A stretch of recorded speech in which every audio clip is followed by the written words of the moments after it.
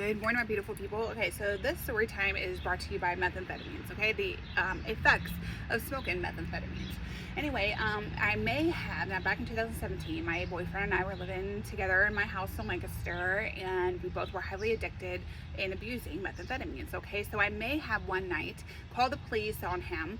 This was my third time allegedly calling the police on him, and I thought that he was having girls in my house, and they just wouldn't leave. We both were laying in the bed, he was sound asleep, and I was hearing these girls' voices telling him that he needs to leave me or, just or have me leave the house and he could just stay there. Anyway, so I wasn't having that. Oh, hell fucking no, this is my house. Absolutely fucking not. So I get up, and I may have done a sweep because I know exactly where he hides the drugs and the drug paraphernalia. So I may have done a sweep around the house to gather up all the evidence of the paraphernalia and such drugs, and I had put them in my bra. Well, I may allegedly called the police, the Lancaster Police Department. Now that's even worse, okay? And I told them what was going on, that my boyfriend was living with me and he was having these girls that were in my house and they would not leave the residence. So anyway, the police came out and they woke him up. Now this time, obviously he was still asleep. They woke him up and asked him, where are these females? Because they need to leave the house. He looked at me, he looked at the police, and he's like, this girl is crazy. Like, literally, legit fucking crazy. There's nobody fucking here, sir. Well, anyways, they opened up the door to the attic. Now, in my room, okay, you know how, like, regular schmegular houses has attics, through the roof, like, upstairs or whatever? Well, this attic was through my wall in my bedroom. So there's like a square door and there's like a little door that opens up, and then through there is the attic, okay? So there were clothes and trash bags of clothes everywhere. I'm not too sure if, those clothes were there before my ex-husband and I moved in, because we were there for like 4.5 years. I don't think that they were there, okay? But I'm not 100% sure, but I'm about 99% sure, okay? So anyway, now, I open up the door to the attic. The police, had their little flashlights and looking and everything. And they're like, what are all these clothes doing here? Like, who are these clothes? And my ex was like, or my boyfriend was like, I don't know what, she's talking about. Like, these clothes must have been here. They were here way before I moved in.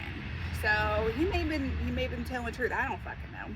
Anyway, but at the time, he was not telling the truth. He was fucking lying. So anyway, the police ended up, searching the house. They asked me if I had a garage. I said, yes, I had a detached garage at the time. They went out to the garage and searched and all that stuff. I heard them. I was not outside, but I was by the back door. The door was open, and I can hear them talk to each other.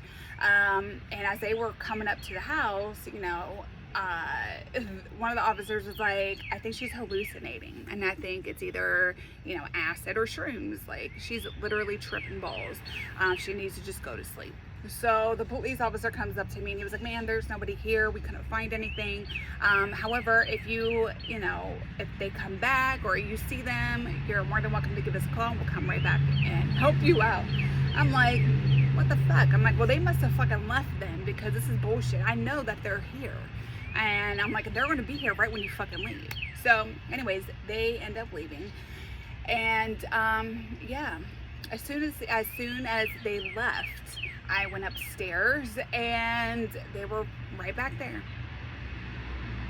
Like, literally, my windows at the time were open, and I swear to God, at that moment, moment of time, that they were crawling up my house, crawling up the walls of my house outside and crawling in my window so they can go back to the attic.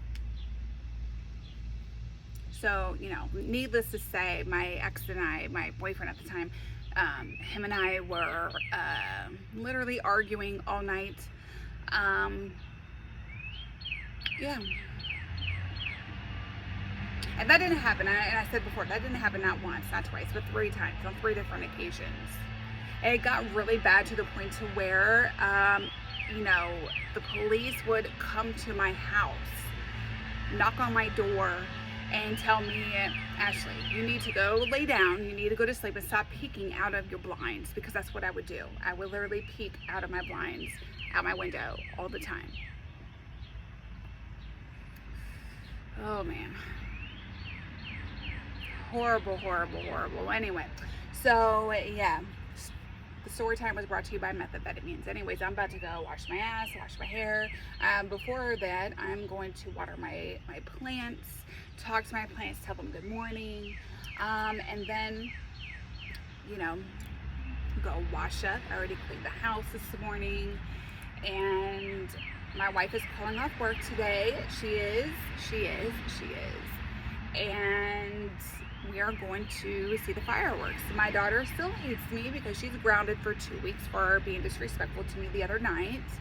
I'm the worst mother on the planet right now, which is totally fine. She tried to talk her way out of being grounded last night. I heard her, I heard her out, and she thought that just because she talked to me and she apologized that I was going to allow her to get ungrounded. Honey, no.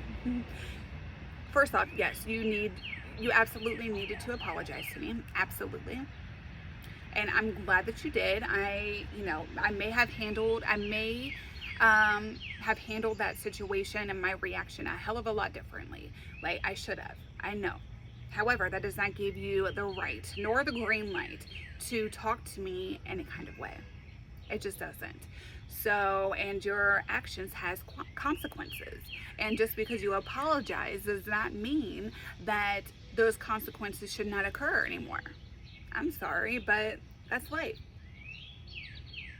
So, anyway, I hope you guys have a good day.